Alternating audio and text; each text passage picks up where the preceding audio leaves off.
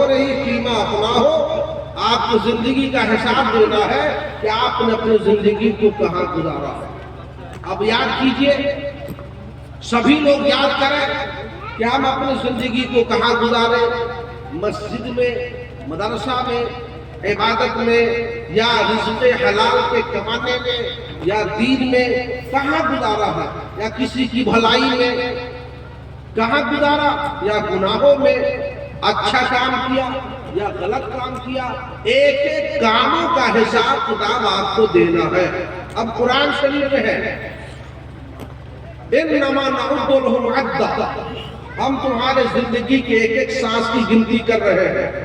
آج جب بات زندگی کی آ گئی ہے، ہم لوگوں میں اکثر یہ سوچتے ہیں کہ مرنے کے بعد کون دیکھتا ہے، چلو زندگی ملی ہے، کما لو، کھا لو، عیش موج کر لو، اچھے کپڑے پہن لو، جہاں چاہو بتا لو، جیسے چاہو کر لو، نہ ناجائز کی فکر ہے، نہ جائز کی فکر ہے، نہ اللہ کا خوف ہے، نہ شرم نبی ہے، نہ ماں باپ کا لحاظ ہے، نہ اپنے سماج کا خوف ہے، کوئی خوف نہیں ہے، جہاں چاہو چلے جاتے ہو اور یہ سوچتے ہو کہ ہمارا کون کیا بگاڑے گا۔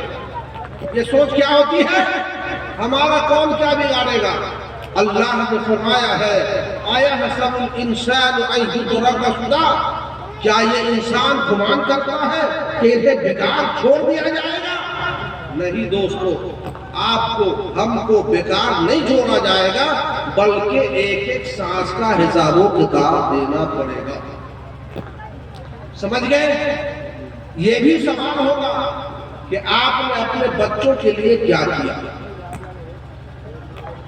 بچے کو کس راہ میں لگایا، کہاں لے گئے، کیسی تعلیم دیا۔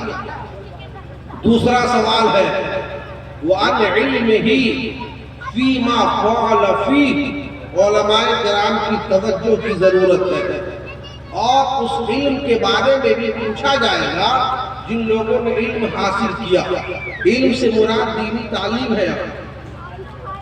علم سیکھ کر اس علم سے کیا کیا، پیسہ کمائے،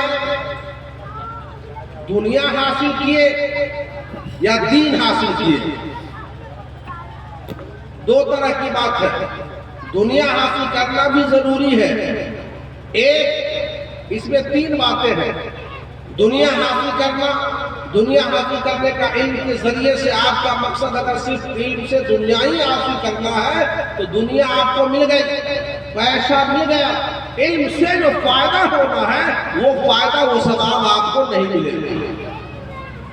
اور اگر علم اس لیے حاصل کیا کہ علم سے ہم دین کو پھیلائیں گے، قوم کی اصلاح کریں گے، معاشرہ کو سدھاریں گے، ہم قرآن کے تعلیم کی اشاعت کریں گے، مسلمانوں کے بیٹے اور بیٹیوں کو پڑھا کر دیندار بنائیں گے، تو انشاءاللہ تعالی اس کا فائدہ آپ کو دنیا میں بھی ملے گا اور مرنے کے بعد بھی ملے گا۔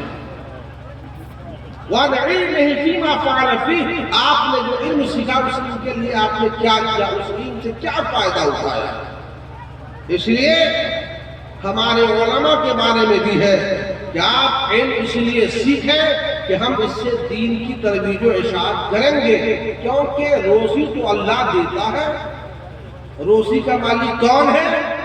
اللہ۔ اللہم مالک الملک تؤتی الملک من تشاء وتنزع الملک ممن تشاء، اللہ جسے چاہتا ہے دولت عطا فرما دیتا ہے اور جسے چاہتا ہے محتاج بنا دیتا ہے، اور جسے چاہتا ہے عزت کا تاج اس کے سر پر رکھ دیتا ہے، اور جسے چاہتا ہے اسے ذلیل و رسوا بنا۔ تو ہمارا جب یقین ہے کہ روزی اللہ ہی دیتا ہے تو ہم کام کریں، محنت کریں، یقین ہمارا اپنے خدا پر ہو۔ اور جب بندہ اپنے خدا پر یقین رکھتا ہے تو خدا ہمارا وہ کامل قدرت والا ہے۔ بندہ سوچتا ہے، اللہ سے مانگتا ہے، اللہ اس کے دل کی مراد پوری فرماتا ہے۔ ہمارا رب ایسا رب ہے۔ وَعَنْ عِلْمِهِ فِيمَا فَعَلَ فِيهِ، علم کے بارے میں پوچھا جائے گا کہ اس علم سے آپ نے کیا کیا۔ اور تیسری بات ہے وَعَنْ مَالِهِ مِنْ أَيْنَ اكْتَسَبَهُ، وَأَيْنَ أَنْفَقَهُ اللہ اکبر۔ مال جو ہم کماتے ہیں اس مال کے بارے میں پوچھا جائے گا کہ یہ مال تم نے کہاں سے کمایا۔ آج ہم لوگ جیسے تیسے پیسہ کماتے ہیں، بھائی کا حق چھین لیتے ہیں، بے ایمانی کر لیتے ہیں، چوری کر لیتے ہیں، کسی کا مال دبا لیتے ہیں، غصب کر لیتے ہیں، حق مار لیتے ہیں، یا محنت سے کماتے ہیں۔ کس طرح سے کماتے ہیں؟ آپ نے مال کیسے حاصل کیا، دولت کہاں سے لائی، کیسے لائی، اس دولت کے بارے میں پوچھا جائے گا کہ سنو، مال تم نے کمایا، دوسری تیسری چوتھی منزل بنایا، من این اکتسبہ، یہ مال کیسے کمایا، چوری کر کے، کیسے کمایا، اسکیم کر کے، کہاں سے لایا؟ اس وقت ہمارا کیا جواب ہوگا؟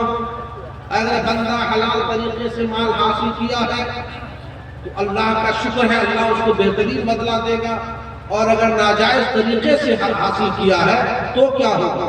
اب سن لیجئے، مال کمانے کا دو طریقہ، یا تو ناجائز طریقہ ہوگا یا جائز ہوگا۔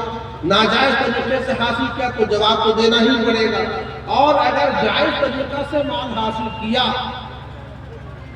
جائز طریقے سے محنت کر کے مال حاصل کیا، تو پھر یہ ہم اَيْنَ أَنْفَقَهُ، اس مال کو تم نے کہاں خرچ کیا؟ اولاد کی پرورش میں خرچ کیا، دین کی راہ میں خرچ کیا، اللہ کے حکم کے مطابق خرچ کیا، یا اس مال کو ناپاک کام میں بھی خرچ کیا؟ تو جائز کام میں خرچ کیا اس کا بہترین بدلہ ہے، اور اگر ناجائز کام میں خرچ کیا ہے تو اس کا بھی حساب و کتاب دینا پڑے گا، یاد رکھیے۔ اور چوتھی بات ہے وَأَنْ جَسَدِهِ فِيمَا أَبْلَاهُ، اور تم کو جوانی دی، جسم دیا، طاقت دیا، بالغ ہونے کے بعد جسم سے کیا کام لیا؟ نماز پڑھی ہے، عبادت کی ہے، ناجائز کام سے بچا ہے، غلط راستے سے بچا ہے، یا پھر ناجائز کام میں زندگی کو گزارا ہے، یا مسجد میں گزارا ہے، بچپنے سے نمازی بن گیا ہے، قرآن کی تلاوت کرتا رہا ہے، اس سب کا حساب و کتاب ہوگا۔ اب ہم لوگ اپنا محاسبہ کریں کہ ہم کیا کر رہے ہیں، ہماری زندگی، ہمارے مال، ہمارا علم، ہمارا جسم، ہماری جوانی، یہ تمام چیزوں کا حساب و کتاب دینا ہوگا، پھر ہمارا کیا ہوگا، ہم کیا جواب دیں گے؟ مسلمانوں یاد رکھیے، ہمارے آپ کا آقا محمد رسول اللہ صلی اللہ علیہ وسلم نے جو فرمایا ہے، ایک ایک بات حق اور سچ ہے، اور سب پر ہم کو چلنا پڑے گا، اور اگر نہیں تو حساب و کتاب دینا پڑے گا۔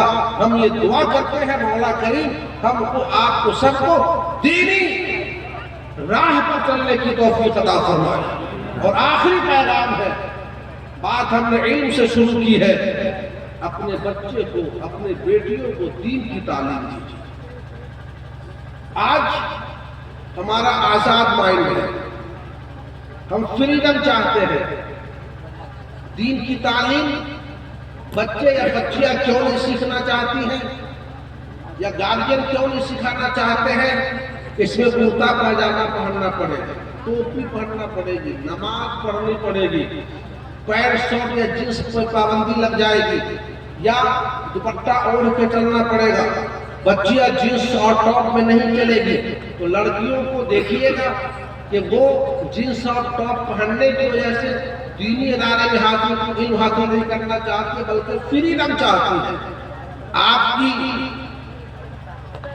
سب سے بڑی کمی ہماری یہ ہوتی ہے گارجین کی، کہ ہم اپنے بچوں کے، چاہے لڑکا ہو لڑکی، بچے کہاں جا رہے ہیں، کیا کر رہے ہیں، پڑھنے جا رہے ہیں تو کہاں جا رہے ہیں، کتنا ٹائم لگ رہا ہے، کس طرح سے جا رہے ہیں، اس پر آپ کو دھیان دینا پڑے گا کہ میرے بچے کہاں ہیں، میری بچی کہاں ہے، میرا بیٹا کہاں ہے، اس میں آپ کی بھلائی ہے۔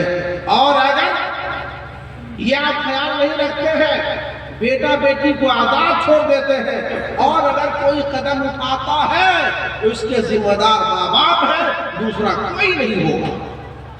اس لیے آپ معاشرہ کو اچھا بنانا چاہتے ہیں تو آپ بیٹی کو بھی پڑھائیے اور بیٹے کو بھی پڑھائیے۔ آج کل وہ حالات ہے اس کو دیکھتے ہوئے جگہ جگہ ہمارے علماء نے لڑکیوں کا ادارہ کھولا، اس لیے کہ جو آج کل حالت چل رہی ہے اور ہمارے مخالف کا یہ جو منصوبہ ہے کہ ان کے بچیوں کو لاؤ، مرتد بناؤ اور طرح طرح کی باتیں آپ سنتے رہتے ہیں، اس کی حفاظت کے لیے علماء دینی ادارے بنا کھولے ہیں جہاں پہ بچیوں کی حفاظت ہوتی ہے۔ آپ لڑکیوں کو قرآن سکھائیے، دین کی تعلیم دیجیے چاہے جہاں بھی ہو۔ اور آپ کے یہاں جے نگر میں بھی الحمدللہ بنات قائم ہوا، بہت جلد، کم دنوں پہلے قائم ہوا ہے، جلد ہی آج 40 بچیاں اس ہاسٹل میں موجود ہیں جو بیٹیاں پڑھ رہی ہیں، الحمدللہ اچھی تعلیم ہو رہی ہے۔ آپ بھی اپنی بیٹیوں کو آپ کا دین جہاں چاہے لیکن دین کی تعلیم دے، اسوہ حسنہ سکھائے اور ایسی تعلیم دے کہ سیدہ فاطمہ زہرا رضی اللہ تعالیٰ عنہ کی سچی کنیزہ بن جائے۔ اسی میں دنیا دونوں میں بھلائی ہے، وما علینا الا البلاغ۔